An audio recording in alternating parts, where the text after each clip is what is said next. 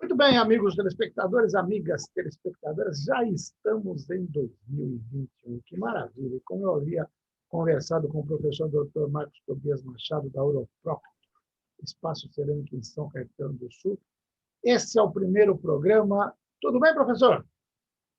Tudo perfeito.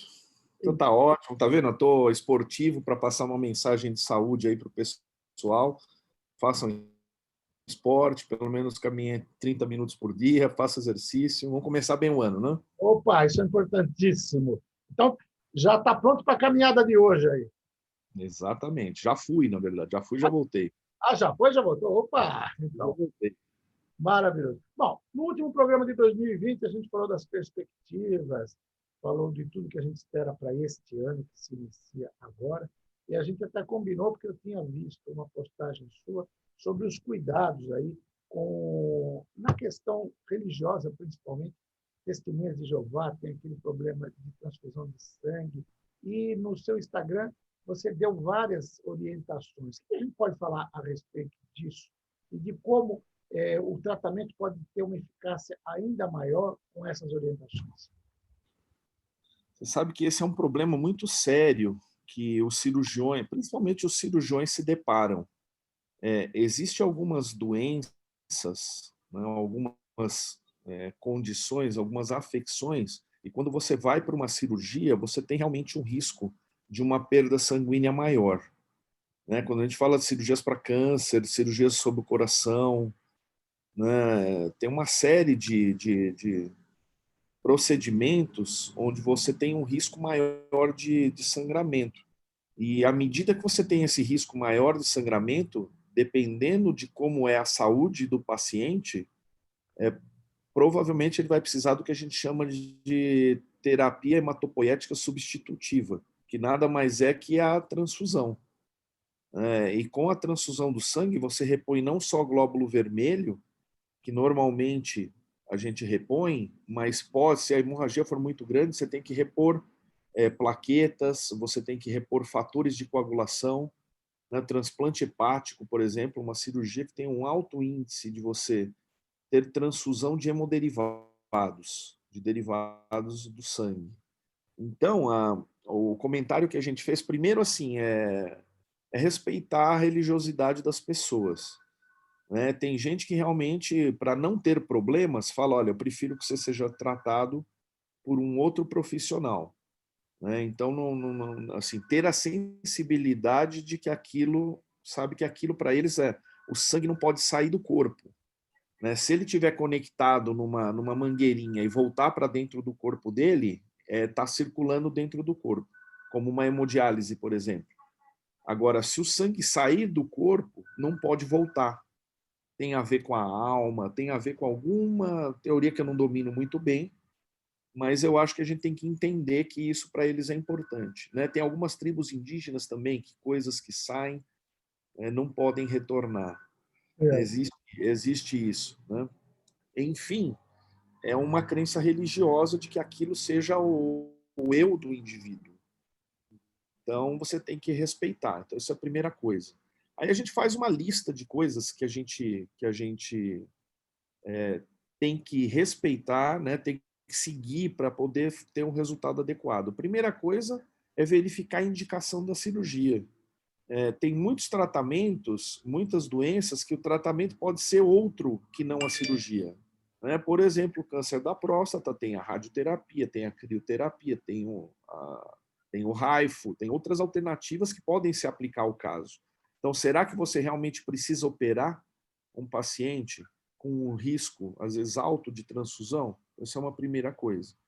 Avaliar bem isso daí. Segunda coisa é prever para aquele tipo de problema quanto que seria essa perda de sangue e se o indivíduo tem capacidade fisiológica, né, coração, pulmão, etc., rins, tem muito a ver com isso, de suportar essa perda. Um indivíduo saudável que tem 15 de hemoglobina suporta 1 litro de perda de sangue tranquilamente, ele vai para 10, 9. A gente está transfundindo pacientes acima de 7, 8. Se ele tiver com a pressão boa, tiver com estado bom. estiver respondendo bem fisiologicamente, a gente consegue segurar transfusões.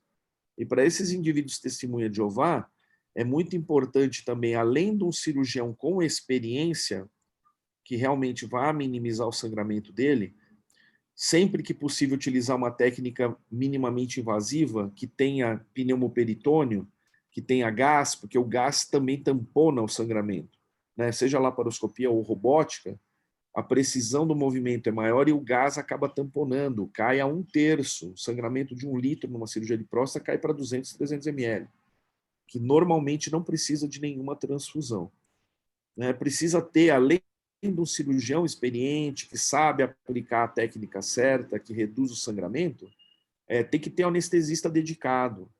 Tem anestesista que fala, isso aí eu não quero não. Nem traz, porque se tiver que transfundir, eu vou meter sangue nele. Mas vai todo mundo processado. Ah, mas eu não vou deixar o cara morrer. Então, essa de deixar morrer é muito variável, porque o extremo, o quanto que pode chegar no nível mínimo que seja saudável para cada paciente é muito variável. Então, precisa ter um anestesista que entenda isso e que esteja disposto a assumir esse desafio de tentar reduzir a transfusão. Tem substâncias que você pode infundir que tem uma ação plasma-like, que parece o sangue, que tem uma pouco de mais de osmolaridade do que o soro, mas não substitui o glóbulo vermelho, né? O glóbulo vermelho, a gente tem a eritropoetina, que a gente injeta antes, para indivíduos que têm uma hemoglobina baixa, subir um pouco a hemoglobina para ele poder ter uma hemorragia, se é uma cirurgia de risco hemorrágico. Então, todo esse preparo, né, um bom cirurgião que sabe, tem alguns órgãos, como o rim, por exemplo, você pode interromper a vascularização dele e reduzir muito o sangramento.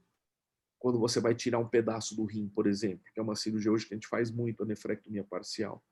Então, assim, ter a equipe inteira preparada, dedicada para isso, saber todos os percalços que podem acontecer, né? Equipe de intensivistas também de nível alto, de qualidade alta, que vai pegar pacientes extremos, às vezes numa condição de dificuldade de transfusão, e o médico, em última instância, ele tem o juiz de plantão, que eu nunca ouvi dizer que alguém conseguisse acessar esse juiz de plantão.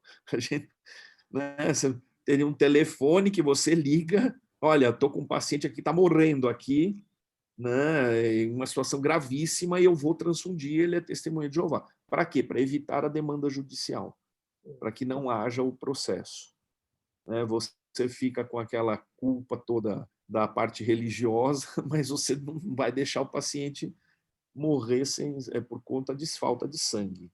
Mas os critérios hoje são bem estabelecidos, né?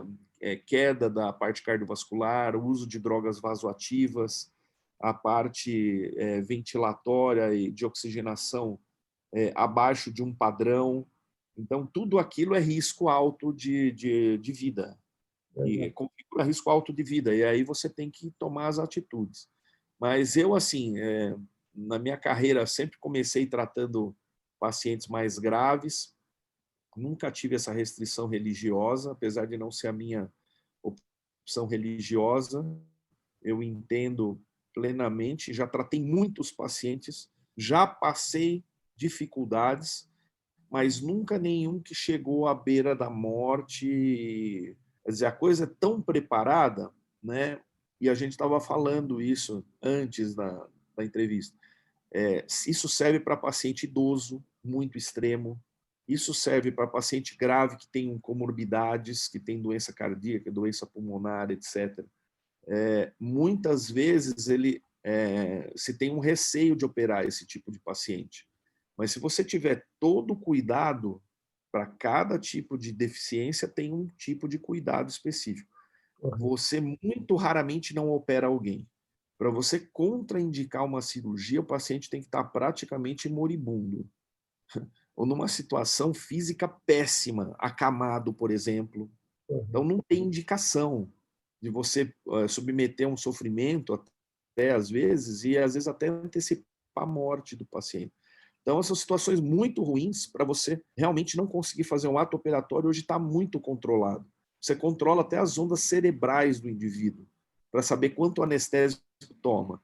Antigamente ficava aquela coisa, vai passar a noite inteira entubado na UTI porque você vai dar anestesia, não tem controle. Não existe mais isso. Acaba a anestesia, o paciente acorda. É tão controlada a quantidade de anestésico, que é a mínima necessária para manter o paciente em plano anestésico. Né? Analgésicos, remédio para dor extremamente evoluído, né? Protocolos de recuperação rápida. Às vezes você faz uma cirurgia de próstata, uma cirurgia enorme, porte, no dia seguinte o indivíduo vai para casa. Né? Cistectomia ficava um mês no hospital, hoje com 5 dias, 7 dias às vezes, por questão dos drenos, você consegue dar alta ao paciente. Né? Então, assim, evolução, o grau de evolução, tanto da cirurgia quanto da anestesia, brutais. Né? Então, se você tomar os cuidados, as precauções certas, normalmente você não tem complicações graves. Então, Me chamou a atenção aqui, além de tudo isso que você elencou, do planejamento, de ter o anestesista também de alto nível, o pessoal todo bem preparado, o item 6, onde você colocou, que é manter-se humilde e, numa oração, pedir a Deus que abençoe e guie nossas mãos e pensamentos na direção certa. Esse é o maior exemplo de humildade e a maior garantia que se pode passar aos pacientes do compromisso com o trabalho, né? olha, isso é muito individual, muito da crença das pessoas. Mas quando eu era mais jovem, eu sentia mais isso. Eu ainda continuo sentindo. Eu sempre faço uma oração pedindo a bênção para poder ter uma intervenção mais assertiva possível. Mas em muitas situações, principalmente quando eu tinha menos experiência, eu tinha certeza que quem estava agindo não era exatamente eu, sozinho. Curioso isso, porque você, né, com menos capacidade ou com menos experiência, a tua humildade aumenta muito. E eu tinha certeza que estava recebendo a ajuda de alguém e estava sendo guiado. Então, é uma coisa que eu acho que faz bem, né? Faz bem tanto para a pessoa que está pedindo ajuda como para o paciente. Né? O que importa é o paciente sair bem. A gente juntar toda aquela nossa força interior, nossa inteligência, nossa capacidade, a nossa vontade de que dê certo, né? A nossa vontade de fazer o que a medicina fala, né? Primeiro, não prejudique, né? Primo non nocere, né? Você não pode ser pior que a doença. Você não pode indicar uma cirurgia que o paciente vai falecer.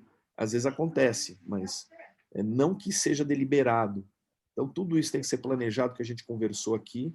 E a oração, acho que é fundamental, é importante, né? Ser humilde e saber que a gente é limitado.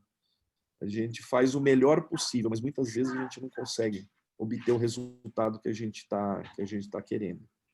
Muito legal. Estou vendo que a gente já começa 2021 com um ano abençoado. Infelizmente, essa entrevista fica por aqui. Semana que vem tem mais. Obrigado, professor. Feliz 2021 para nós. É isso aí. Um bom ano novo para todos. Professor Dr. Marcos Tobias Machado, da Oroproctor, Espaço Cerâmica em São Caetano do Sul, falou com você nesse primeiro programa de 2021. Até o próximo.